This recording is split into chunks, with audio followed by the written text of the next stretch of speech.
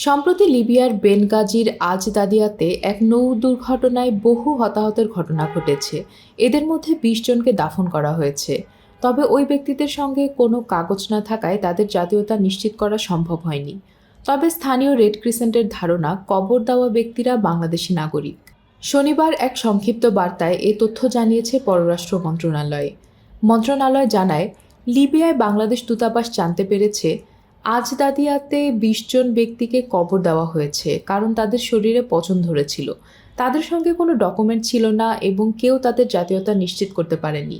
যে জায়গাতে এই দুর্ঘটনা ঘটেছে সেটি বেনগাজির সরকারের আওতাধীন। দূতাবাস কর্মকর্তারা সেখানে ভ্রমণের অনুমোদন এখনও পর্যন্ত পায়নি বলেও উল্লেখ করেছে মন্ত্রণালয়।